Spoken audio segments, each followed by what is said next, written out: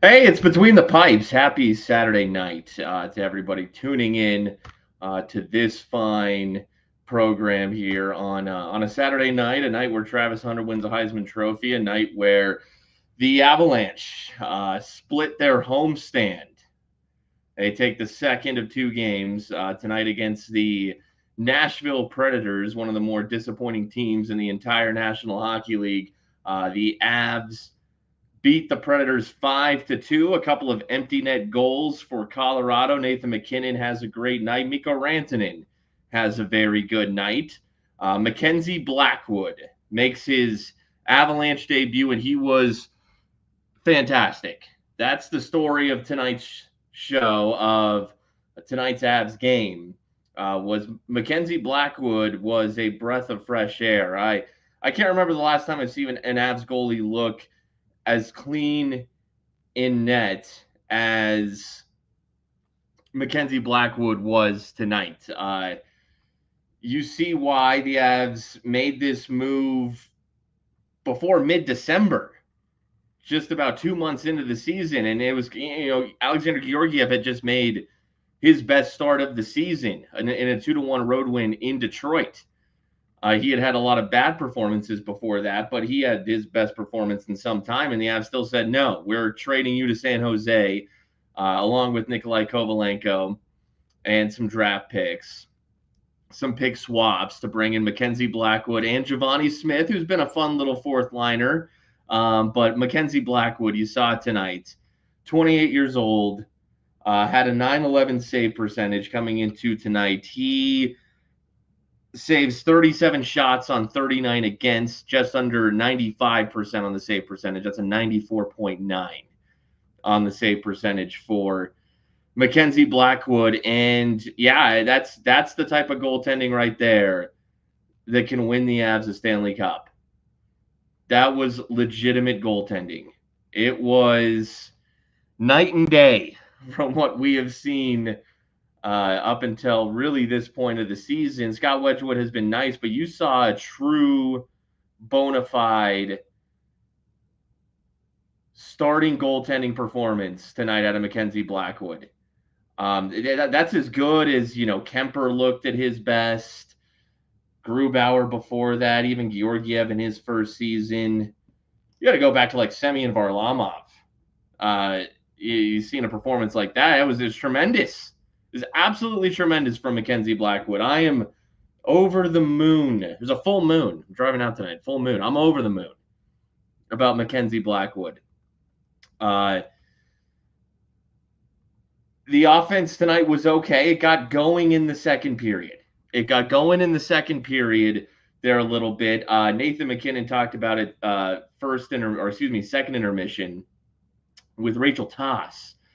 Said that the second line really sparked them in that second period. The Middlestat, Nichushkin, Colton second line, and I agree. Nate's assessment is spot on. It was that line that really got things going in the second period, and just over midway through the second period, Ross Colton scored from an area on the ice where he made a living before he broke his foot. That low slot, anywhere in that slot on a one-time shot, Ross Colton was tremendous in the first start of the season. And Casey Middlestat behind net put some moves on to get himself some space, and then centered that towards net. Colton finished it for his 10th of the year. That line tonight was very good. Nichushkin continues to work his ass off offensively and defensively. Casey Middlestat, we called him out a little bit after the loss to the Utah Hockey Club, and Casey Middlestat has had 2 shots on goal in the past 6 or so games. Well, he had 2 shots on goal tonight, but he had an assist. He had that assist from behind the net, and Casey overall, this was a much better game. Take the 2 shots on goal and the assist away. He was more active tonight. That second line was great, and it sparked the top line, which then they really got it going. Nathan MacKinnon scores 2 goals, including an empty netter. The one he scores, Mikko Rantanen. Look, first period was a little bit of nothing from the Avs here tonight. It was a lot of good saves from Mackenzie Blackwood. There were a couple chances, but the Avs played strong defensively in the first period. This was a scoreless game after one. And Mikko Rantanen had a handful of very strong defensive plays in the first period, 2 to 3 moments defensively, which is not the norm for Mikko Rantanen, more of an offensive leaning player. And it carried over into the second period where he makes a good defensive play. And this is late in the period. It's very late in the period. Mikko Rantanen steals a puck. Looks like a casual, nonchalant, Preds are going to get the puck out of the zone type play, but Mikko keeps it in. And then Nathan MacKinnon goes top shelf. That finish from Nathan MacKinnon is vintage. I'm seeing on Twitter right now, Mackenzie Blackwood got the big hat tonight. I would expect nothing less. Than Mackenzie Blackwood getting the big hat in his first start at home, a team he grew up rooting for, apparently. It's a storybook start for Mackenzie Blackwood here tonight. As he's coming into his prime. He's having his best season of his career, but it was with San Jose. It was off in the abyss. You couldn't see it because no one's watching Sharks hockey. Now you might look at the goaltending stats leaders across the NHL. Notice one Mackenzie Blackwood up there, but nobody's watching the Sharks. Nobody. So a storybook start for Mackenzie Blackwood here tonight. He wears the big hat. Nathan MacKinnon with the 2 goals. So he passed Michel Goulet in franchise points. Nathan MacKinnon, I believe, is now 3rd all-time. But let me look this up here to double-check this. And, of course, anytime I see Michel Goulet, I think Robert Goulet. Will Ferrell doing Robert Goulet. That's just what I think every single time. I'm sorry. That's what I think every single time I hear the name Goulet. And Rachel Toss is talking to Nathan MacKinnon at the intermission and says, hey, you passed Michel Goulet. How do you feel about that? And Nathan MacKinnon said something to the effect of, I don't care. I don't even really know who that guy is. He played a lot of games. I'm happy to pass him, but I don't really care. I'm focused on this third period that's ahead of me. That was essentially Nathan MacKinnon's answer to Rachel Toss. You know, Nate is so intense and focused on winning that I don't begrudge him for not acknowledging Michel Goulet. Maybe though I would have liked him to pay just 2 seconds of respect. Like, yeah, dude's played a long time with this franchise. I passed him tonight. That's pretty cool. But Nate is so laser focused. You didn't get that. Hey, that's Nate. Nate's not the most eloquent, and he also did, though, in that interview with Rachel Toss, talk about Mackenzie Blackwood, and we talked so much about Nate's comments about the goaltending. Some of it maybe we're reading too much into, because Nate always has a very terse tone to him. He's very short and to the point, and not very elaborate with when he talks. No, he's a hockey player; doesn't need to be. But when you'd hear him talk about the goaltending of late, this season in particular, you got the sense he was not pleased. He wouldn't use many words, but he seemed to be campaigning for a change in net. Was fed up with Georgiev, perhaps Onanen as well. Justus Onanen in the house tonight got a little ovation. Was shown on the jumbotron. Got an ovation from the fans. He was a 24-year-old kid. I hope he has a bright future with the Nashville Predators, especially if now they have Mackenzie Blackwood, who is 4 years older than Onanen, more ready to win now and might be in his prime. There's absolutely no need for Onanen if you got Blackwood. I only worry now that if Mackenzie Blackwood goes on to do what he is capable of doing, and that is putting up some damn good numbers and winning games, actually getting in the win column, because he's got a good team in front of him, that he could make some good money in the offseason, and that this could just be a rental for the Avs. That concerns me a little bit. I don't know, though. I mean, how good will he be? What will that number rise to? What can the Avs meet number-wise? How does that fit in with Mikko Rantanen? How does that fit in with Gabe Landeskog?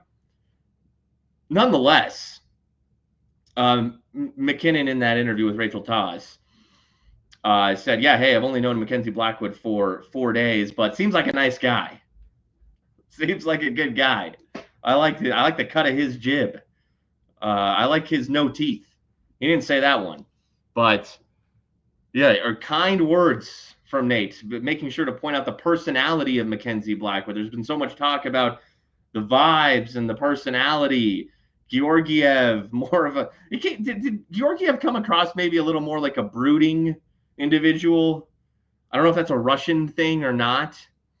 But Wedgwood brings the great vibes. If you miss Scott Wedgwood, he was on Kreckman and Lindahl on Altitude Sports Radio this past Friday. We posted the full interview on Twitter, X, whatever you want to refer to it as. Go check it out. Scroll down a little bit. The full video. Well, you don't really – it's a picture of Scott Wedgwood. You can also listen to the podcast on all of our streaming platforms. But Wedgwood joined Kreckman and Lindahl. Great interview. Great dude. He brings the vibes. He's played well. He hasn't looked like Blackwood looked in net tonight, though. And not a lot of goaltenders are. That was an elite level performance. That checks every box, Mackenzie Blackwood, what he did tonight, that you want to see from a goaltender. And it starts with just the tools you can't teach. Number one is size. What is he, like 6'4"? He's got the ideal frame. He is a prototype in net. You see his movement, and one thing, he is very good at getting down into the splits for a 6'4" goaltender. That's no easy task. Georgiev was like 6'1". Blackwood 3 inches taller, a little bigger, and he can get down lower than Georgiev. He covers that 5-hole better than Georgiev. Great use of the blocker. He can make clean glove saves. We didn't see a lot of that tonight, but he can make clean glove saves. That was as encouraging as all could be, to the point where I'm concerned that Blackwood's going to get like $6 million on the open market multiple years right now, and that this is just going to be a rental. But we'll see. We'll see as far as a lot of that goes. For Nashville, the opponents, the road team, they are now 3-10-4 on the road. The Avs were under 500 at home coming into tonight. They fixed that. They're now back to 500. They're 8-8-0 at home. Nashville 3-10-4. They fall to 8-17-6. They actually just got a nice win in Dallas, 4-1. I guess because Justus Onanen was amazing in that game. Seriously, he was. Steven Stamkos scores tonight, but they were talking on the broadcast. You look at his numbers of late, not good. Not good. Very Casey Middlestat-esque. I guess they both get off the schneid a little tonight, but they go get Stamkos, pay him some good money, I assume. He has 5 shots on goal. He's a -2. Even with the goal, he's a -2. Steven Stamkos has not been what they hoped for. Ryan O'Reilly, is he getting older? He was a -3 tonight. Gustav Nyquist, -2. They bring in Jonathan Marchessault, as Mark Bertinoli says. He is a -2. Philip Forsberg, -2. This is all against their best players tonight, what Colorado did. UC Saros was okay. He was okay. Man, I wish we could have seen Onanen, but he started the last game. So we got UC Saros tonight, who is their guy. He's their number one. And Blackwood beat him. Blackwood was the better goaltender tonight than UC Saros, who's been one of the better, more consistent goaltenders in the Western Conference over the past couple of years. He's not a world beater, but he's been consistent. He's been good. That's a level that's hard to get to in and of itself. And Mackenzie Blackwood beats him here tonight. Was much better. So if you're getting a goaltender who's as good or better than a UC Saros, perhaps, take that all day. UC Saros was the name we brought up on this show. Because the Avs, there have been moments over the past few years where, crap, the Avs need a goaltender. All right, let's go scroll through some names. Let's go look through some names. Hey, how about UC Saros? Maybe Nashville just extended him. And it felt unlikely as well. But hey, maybe Mackenzie Blackwood's that guy. Maybe he is that guy. All right, so people asking in the chat tonight, where's Raj? He's on vacation. So it's just me. It's not going to be an overly long between the pipes tonight, okay? I'm not going to go 50 minutes like I do with Raj sometimes. If you guys are my co-host tonight. If you got something you want to say, you got a question you want to ask, by all means, ask away. Give your take. I'm seeing commenters from Twitch, YouTube, here in this chat. We're on X as well. What a weird name for a platform, X, but nonetheless. Ben in the chat asks, will the Avs ever start on time? They did tonight. They've been much better of late. Several games ago, they were the second worst team in the NHL overall in the entire season. This was as of like a week or so ago. They were the second worst team in the NHL in plus-minus in the first period. The only team worse was the San Jose Sharks. Now they're, sneaky okay goaltending with Blackwood. Even Vanacek's been okay. Now apparently Georgiev's winning games for them. He won his debut with San Jose. He beat the Blues. He beat the St. Louis Blues. That's been cleaned up of late, the plus-minus in the first period. It has been cleaned up of late. Scoreless first period tonight. I'll have to go back, but it feels like the first periods of late. They beat Detroit 2-1. They shut out New Jersey. That was a shutout, right? I'll pull up the schedule here. Yeah, it was a shutout in New Jersey. You can't shut a team out without not allowing a goal in the first period. Pittsburgh scored both of their goals, I think, after the first period. And the Utah game we just came off of, I don't know what to do with that game. I'm not too concerned about that game. Avs looked much better tonight. I think the goaltending sparked them. Michael Malone recently said, we're not flushing anything when he was asked about the loss. I can't even remember the loss now because they lost to the freaking Wizards of late. It's tough for me to even think of one that was worse than that. But Malone says, we're not flushing anything. You can flush the Utah game. You can flush that. You come home after a 5-game road trip. You can flush that thing. So now the Avs will go to Vancouver. So this is the game. This is the game in this extended stretch of favorable schedule until New Year's Eve, until Winnipeg comes to town on New Year's Eve. There are 5 games between now and then, 4 of which will be on the road. But this one Monday night in Vancouver, to me is the toughest one. So you can get that off the bat right away. And 2, you can take this good feeling here tonight, winning the second of your 2-game homestand. Now you get on a plane. You start a 3-game road trip out west. It'll be Vancouver Monday night, San Jose Thursday night. I expect to see Georgiev in net on Thursday night. And you'll get Tuesday, Wednesday off as well. So Monday, Thursday in San Jose, and then a back-to-back Friday in Anaheim. The Avs have been good on the road of late. Their road trips of late, they've only dropped 1 game.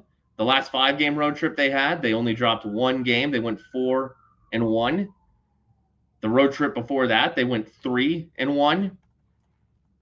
And those were East Coast road trips with much tougher opponents. Now you're at Vancouver, who's a good team, but I wonder if they're going to come back down to earth just a little bit this year. They've been good to start. They're coming off of a nice win against the Florida Panthers, who are the defending champs. But Vancouver's a little light to me. You can go get that game. And then it's San Jose and Anaheim. Younger teams, Anaheim's a little more dangerous, but San Jose has actually been as good or better this year. But this is a 3-game road trip, either way, that you should go over 500. You very well can go over 500. And the toughest of these 3 legs will be the first one coming up here on Monday night. So this will be a fun one. Fun game on Monday night. Thatcher Demko is back and healthy for the Canucks. I saw him play the other night. He looks good. Should get a good goaltending matchup. Thatcher Demko versus Mackenzie Blackwood. Maybe one of the more underrated goaltending matchups in the entire NHL right now. A couple of goaltenders that nobody really talks about. No one is really talking about Mackenzie Blackwood yet. We'll see. I'm talking nationally, by the way. I'm talking nationally. We'll see if as the Avs, if they can move up the standings and pick up some wins, if Blackwood becomes more of a household name. But this is a good matchup on Monday night. And, of course, Quinn Hughes versus Cale Makar. And Cale was good tonight. He was good overall. It's tough for Cale to have a bad game. Cale was a +3. Devon Toews was a +5. Devon Toews was a +5. He was on the ice for every Avs goal. He had a great back check tonight to Devon Toews. Great back check. Looked like Blackwood was going to be faced with a breakaway, a one-on-one opportunity, but Toews said no. There was a stretch where the Avs gave up a couple breakaways in a row. It was a little odd. A couple defensive breakdowns that led to back-to-back breakaways. Blackwood made the save on the first breakaway. Second breakaway, Toews back-checked and broke that thing up. So Devon Toews a little banged up still. He's going to be banged up all year, but he's a +5. He has an assist. He had 5 shots on goal. That actually led all players for the Avs tonight. No Avs player had more shots on goal than Devon Toews, who had 5 shots on goal, and he played a game high. Nobody played more than Devon Toews at 25 minutes, 17 seconds. So, maybe he's feeling better. The word was he's banged up and is going to be banged up damn near all year. But he's had some good performances of late. Maybe they're just shooting him up with that good stuff, getting those shots before the game. And Cale Makar was a +3, as I mentioned. Mikko Rantanen a +4 tonight with 3 assists. Is that a $14 million performance for Mikko Rantanen tonight? He doesn't score, but he gets 3 assists. Now, 2 of them were on empty net goals. Played good defense tonight. Hey, when you're playing with Nathan MacKinnon and he's scoring goals that you're creating defensively, I'm not sure if that's $14 million, but it's good. It's damn good. The Avs do live off of the empty net point a little bit. Some of these guys, I mean, there were 6 empty net points tonight.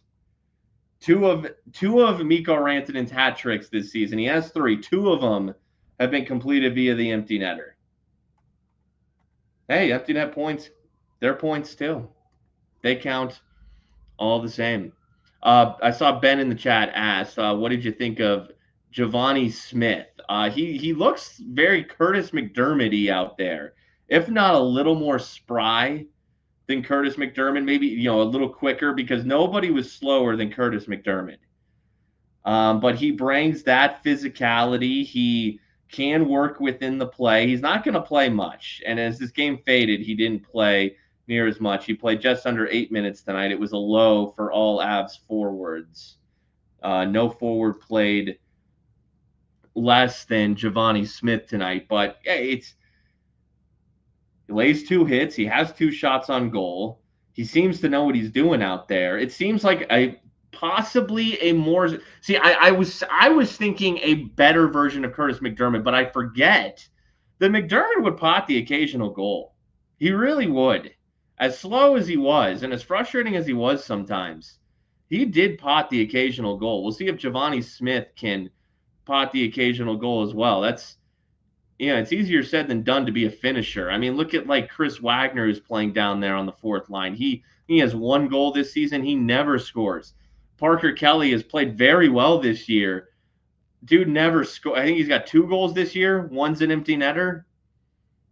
It's hard to get goals in this league, man. Shout out Curtis McDermott. He could get you some goals. We'll see if Giovanni Smith will. He will score for the Avs. Guaranteed. Guaranteed he will get one this season. Not a doubt in my mind.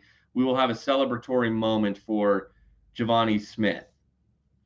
Ben in the chat also wants to talk about the power play. Yeah, man, they were talking about it on the broadcast tonight. It had been atrocious. I didn't realize the numbers were as bad as they were. They didn't have a single shot on goal on 3 consecutive power plays. I think one of them was their first tonight, or maybe it was coming into the game, but no shots on goal on 3 straight power plays. Their first power play tonight was awful.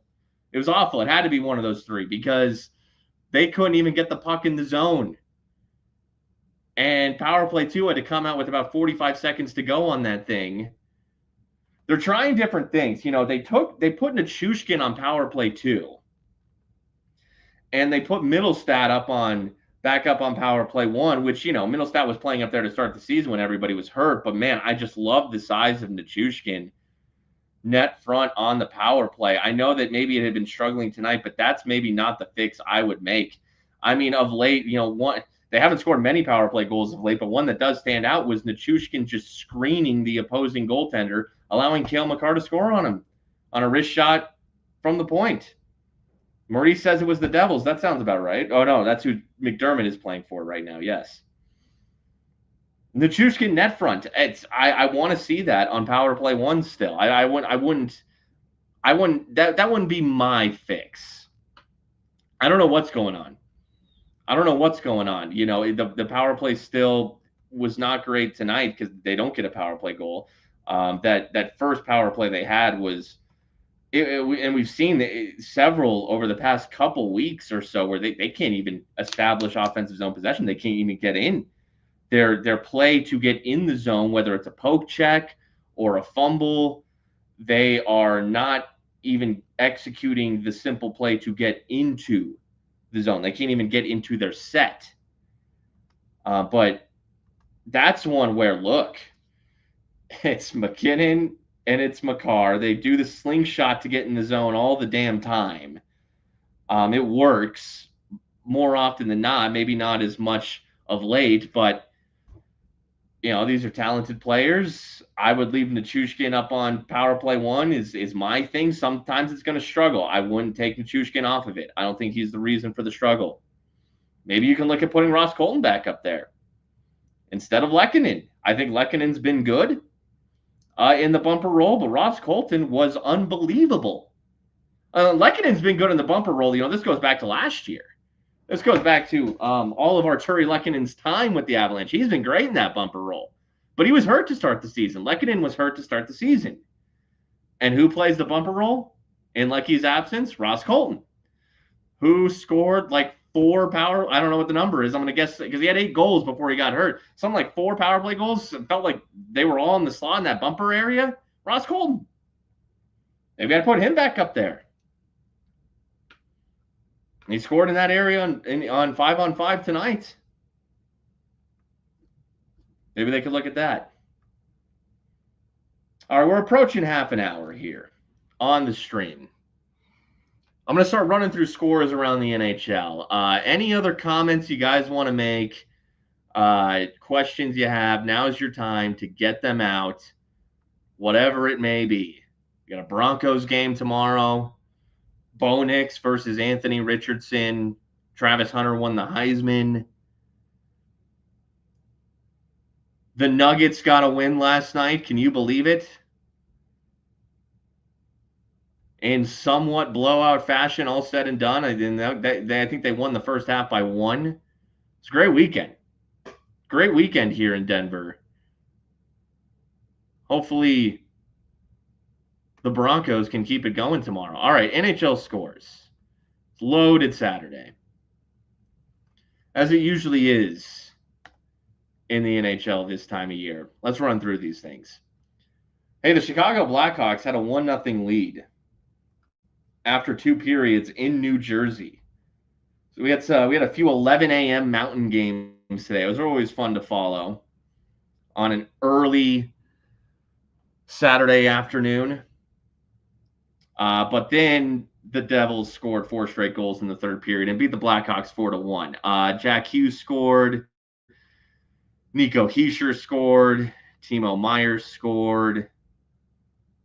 Dawson Mercer scored.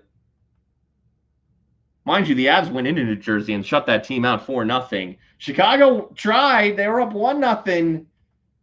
End of 3, and then the young team fell apart. The Avs were able to hold solid, and also Scott Wedgwood was good against his former team. So there you go. The Devils get a home win, 4-1 over the Blackhawks. Dude, the New York Rangers. Okay, I know that there has been some Avs panic, but the team that there should be legitimate panic with is the New York Rangers. This team has been in a bad way over the past few weeks. They've only won 3 games. They've only won 3 games since November 21st. It's like 3 weeks. They've only won 3 games.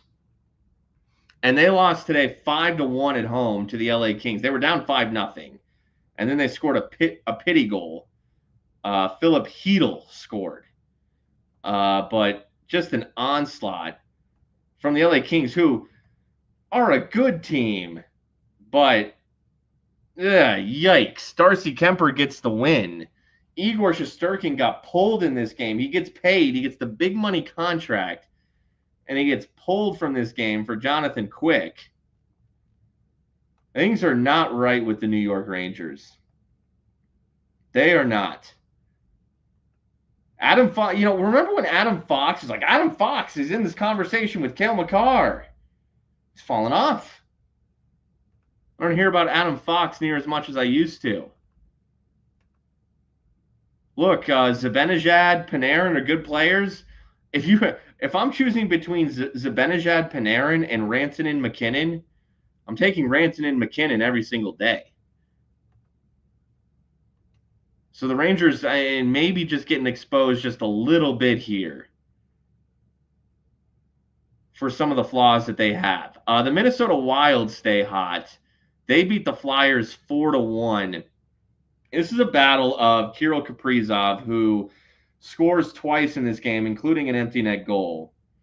And Matvei Michkov, who is he like young Kaprizov? I say that because he's Russian and he's young, and his game reminds me a little of Kaprizov. But either way, the vet, the dude in his prime, gets the win at home. The Wild beat the Flyers 4-1. Let's go ahead and take a look at the standings here, specifically the Western Conference and the Central Division. And I'll do that actually after I give you the Winnipeg Jets score. Let's skip ahead because the Jets played today. And we'll give that Dallas Stars score as well. So the Jets beat the Canadiens 4-2. Okay, that's just a ho-hum. You're at home on a Saturday. The Canadiens are in town. Hellebuck's in net. You are relatively healthy. Like, it looks like no Nikolai Ehlers, but okay. You're at home against the Canadiens. Hellebuck's in net. You should win. That's what the Jets did. That's a scheduled win for all intents and purposes. The Dallas Stars hosted the St. Louis Blues. Unfortunately, this game went to overtime, so both teams got points, and the Stars got the win. So this was kind of a not great scenario game for the Avs with a couple Central Division teams and a Blues team that's playing better under Jim Montgomery. They're able to get a point. I mean, the Avs are 5 points clear of the Blues, 5 points clear of the hockey club. I'm not too concerned about that, but Dallas does get 2 points. So here's your top 4 in the Central Division. Winnipeg has played 32 games. They have 45 points. Minnesota has played 30 games. They have 44 points. Dallas has played 29 games. They have 36 points. The Avs have played 32 games.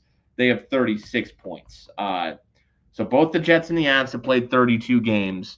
The Avs are 9 points back of the Jets. The Wild and Stars have played 2 to 3 fewer games. And the Wild stay hot. It feels like they have had a relatively easy schedule because, they just hosted the Oilers and got freaking blitzed when they played a good team. When they were at the Kings, they lost 4-1. There was a 5-game win streak for the Wild recently. Buffalo, Chicago, Nashville, Vancouver at home, and that was overtime. Anaheim. Okay, that's a 5-0 stretch, but listen to those teams. And one of them is Vancouver. I'm telling you, the Avs can and should beat tomorrow night. I think Vancouver just got a little hotter than they should have been last year. All due respect to Rick Tocchet. So we'll see. I expect this, and in fact, the Wild schedule will get a little tougher here. They're welcoming them in Vegas, then Florida. They go to Winnipeg. They go to Dallas coming up. The Wild can fall down. They haven't hit their tough part of the schedule yet. Winnipeg, we'll see if Connor Hellebuck remains on this level. He very well might.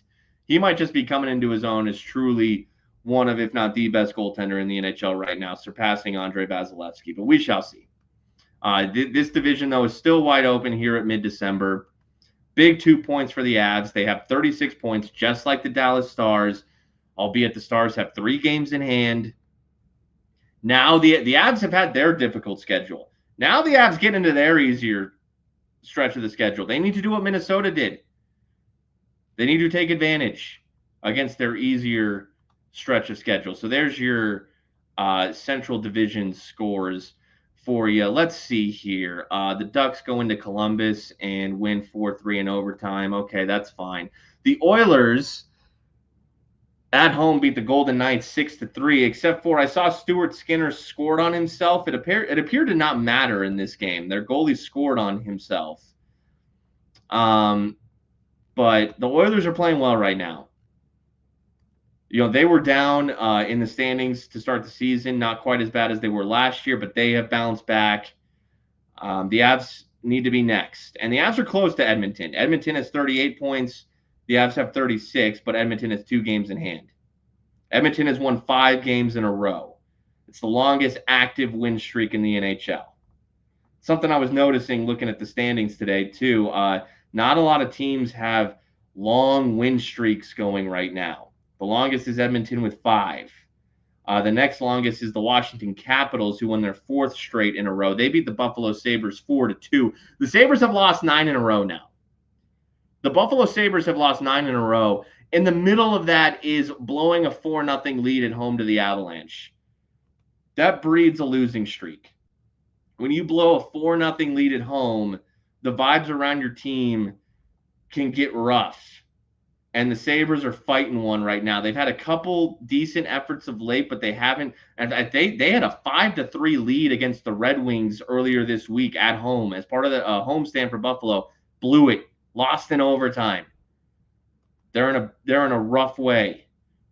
So you got a 9-game losing streak in the NHL, but just a couple modest win streaks in the NHL. Let's see if the Avs, and I thought this could have been the 5th straight win for the Avs tonight. I thought it was going to be, but they lost to Utah in their first game back from a 5-game road trip. The Avs will have an extended win streak before this season is done. I would venture to guess. Now is as good a time as any to start that thing. The Red Wings beat the Leafs 4-2. Toronto, I know that they're right up there in the Atlantic Division, tied with Florida. They have the exact same record, the Leafs and the Panthers. I just don't believe in Toronto. I just don't, and I can't, and I won't. Maybe it's a Canada thing. Speaking of Canada, hey, they did get a couple wins on Canadian ice tonight. The Senators beat the Penguins 3-2.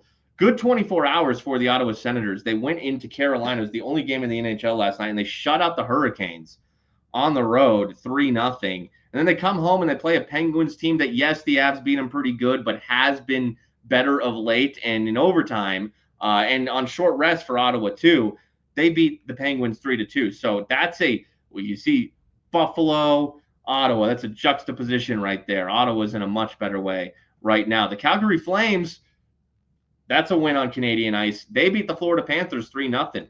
Florida's dropped a couple of late in Canada. Lost in Vancouver, lost to Calgary.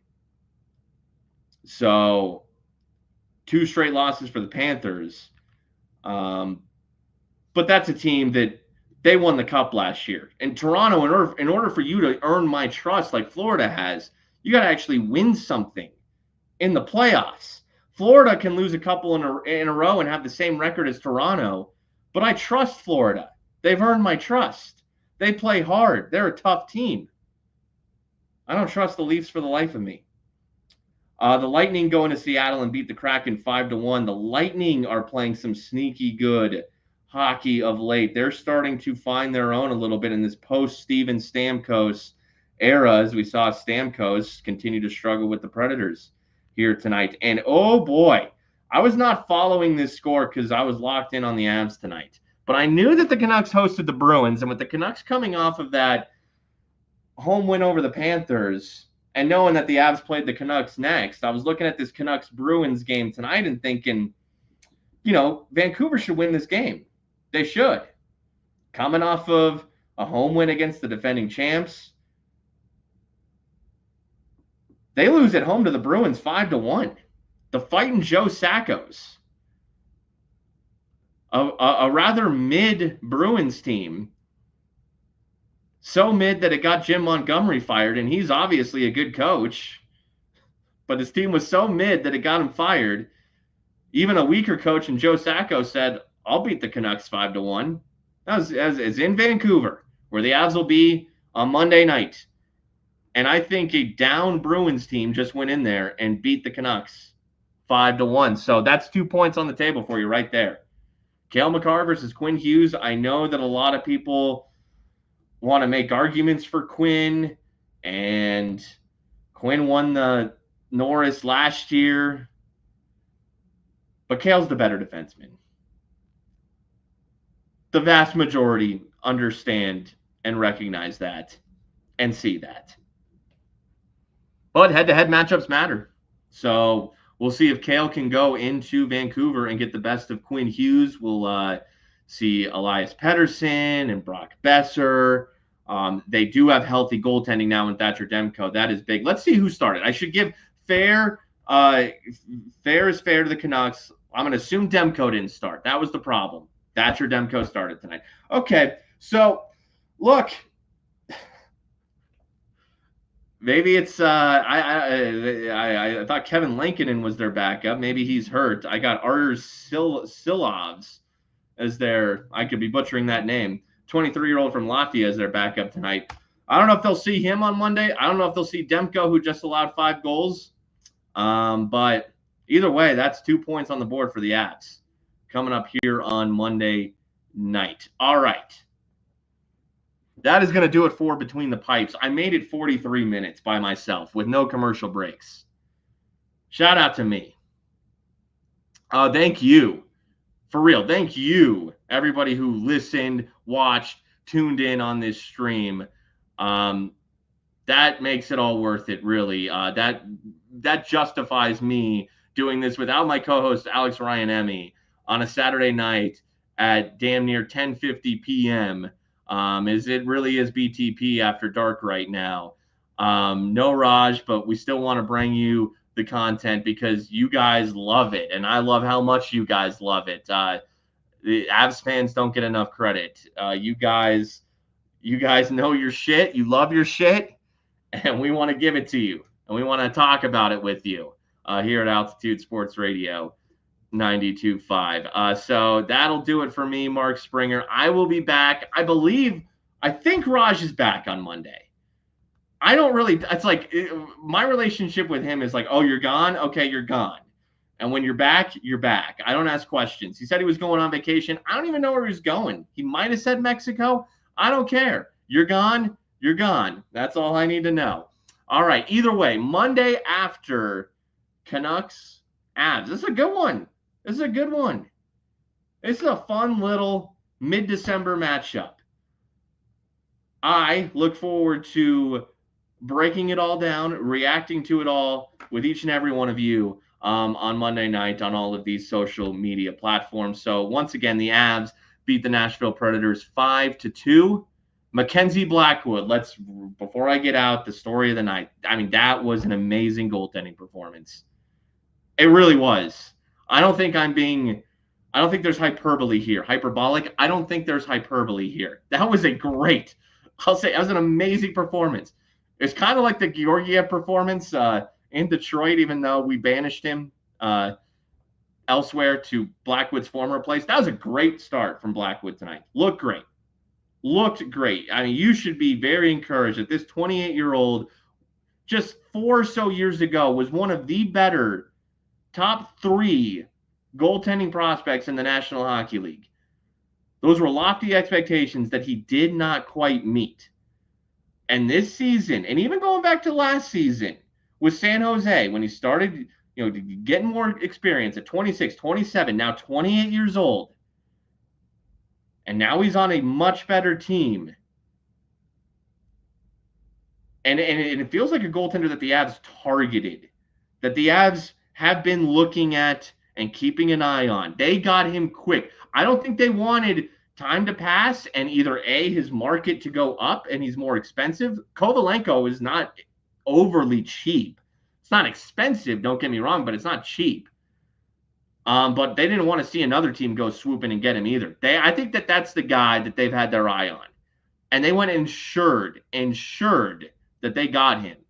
And I think it's going to pay off. It paid off absolutely on night 1. All right, have a great Sunday. Go Broncos. Go Bo Nix. We'll talk to you on Monday after Avs Canucks. Good night, all.